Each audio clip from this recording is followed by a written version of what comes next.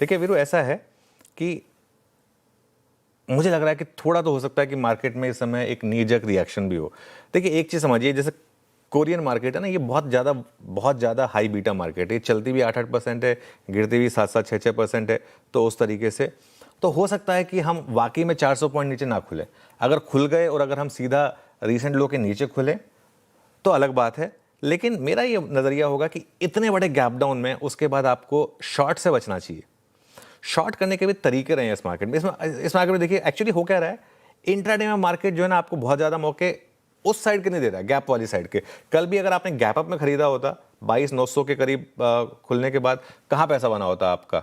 तो आज भी ये हो सकता है कि अगर आप गैप डाउन में शॉर्ट करें तो वो पैसा ना बने। हाँ, एक चीज़ का ध्यान रखें, आज सुबह करेंसी मार्केट खुलेंगी कल की छुट्टी के बाद, वो देखेंगे हम कि आज खुल रही है ना करेंसी मार्केट। एक बार मैं कंफर्म कर लेता हूँ। मैंने तो अजम्पशन लिया है कि आज करेंसी मार्केट खुलेगा।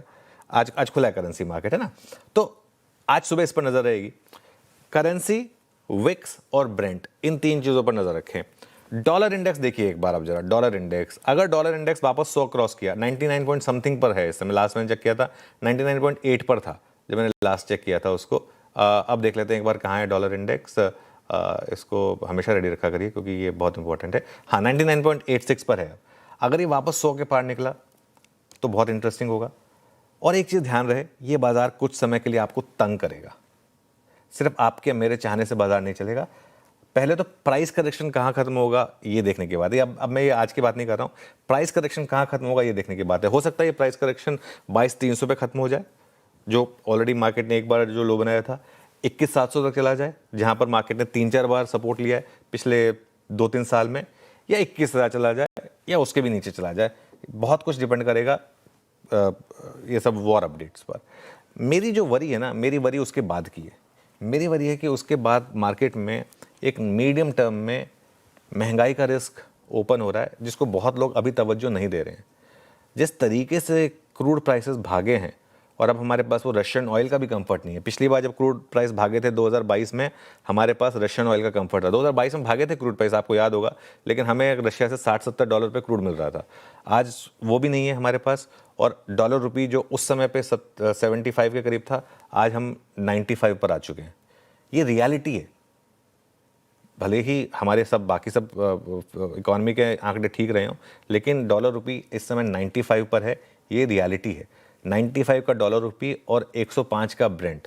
आप सोच लीजिए आपका फ्यूल बिल कितना होने वाला है एज अ कंट्री। अब या तो जैसे उस दिन आप एक्साइज कम करेंगे, उससे आपका ऑब्वियसली गवर्नमेंट के रेवेन्यू कम होंगे, या फिर आप पेट्रोल पंप और डीजल पे प्राइस बढ़ाएंगे, जो मुझे लग रहा है कि एलपीजी में तो हो ही रहा है, कमर्शियल एलपीजी में, एटीएफ में हो ही रहा है। फ्यूल सरचार्ज बढ़ रहे हैं। ये सब चीज़ें, यही सब चीज़ें तो इन्फ्लेशनरी होती हैं ना, और क्या होती हैं। अब अगर एयरलाइंस के सब बढ़ेंगे, कार्गो के रेट्स बढ़ेंगे, वो सब के सब आपके इन्फ्लेशन में सीप इन होंगे। ये विशेष सर्कल होता है ये मार्केट में। और क्या होता है, ये इसी को विशेष सर्कल बोलते हैं। एक चीज़ महंगी होती है, डीजल महंगा होगा, बस वाले अपना किराया बढ़ाएंगे, ट्रांसपोर्टर्स अपना किराया बढ़ाएंगे, आपकी सब्जियां महंगी होंगी, ये सब महंगे होंगे, आपकी जेब पर इम्पैक्ट आएगा, सैलरी बढ़ नहीं रही है लोगों की। तो ये इस समय कहीं ना कहीं इस तरीके से जाकर ये एक जो है ना, एक विशेष साइकिल इस तरीके से काम करती है। तो ये जो मीडियम टर्म में एनर्जी प्राइसेस का बढ़ना होता है, ये एक मैक्रो नेगेटिव होता है। और एक चीज़, कल की मार्केट में देखिए एफआईज ने आके क्या किया, आराम से उन्होंने कहा चलिए ठीक है, मुझे तो अच्छा मौका मिल गया, मैं तो 8,000 करोड़ सेल कर दिया। इंटरडे चार्ट देख लीजिए आप, एचडीएफसी बैंक का और आईसीआईसीआई बैंक का, दोनों स्टॉक्स का, और कहीं ना कहीं आपको क्लियर हो जाएगा कि क्यों इनकी रैली नहीं चली। कल एचडीएफसी बैंक जिस गैप अप से खुला, क्यों नहीं टिक पाया। कल आईसीआईसीआई बैंक जिस गैप अप से खुला, क्यों नहीं टिक पाया, क्योंकि यहां पर आकर एफआईज ने बेच दिया। अगर आप 1170 पे बेच रहे थे और आपको 1220 मिल रहा तो आप बेचेंगे ही ना, अगर आपका नजरिया ये है कि मैं यहां पर बेचने वाला हूं।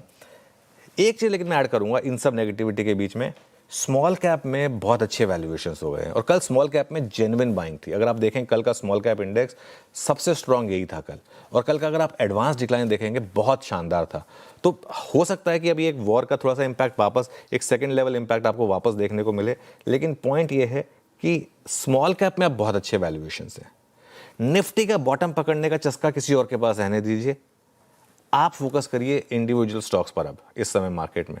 और अब मैं एक बहुत बोल्ड व्यू ले रहा हूं कि अब हम इस स्टेज में आ गए हैं जहां पर अगर आप एक पोर्टफोलियो एलोकेशन का व्यू रखेंगे, अगर आपने पैसा बचाया है इस मार्केट में और पूरा का पूरा पैसा इस फेक रैली को चेस करने में नहीं गंवाया है, अगर आपने इस मार्केट में पैसा बचाया है, तो यहाँ से अगले 2 से 3 महीने में आपको स्मॉल कैप्स में इन्वेस्टमेंट के बहुत शानदार मौके मिलने वाले हैं। अपना कैश तैयार रखिए, कुछ मौके ऑलरेडी होंगे आपको, कुछ और मिल जाएंगे आपको अगले 2 से 3 महीने में।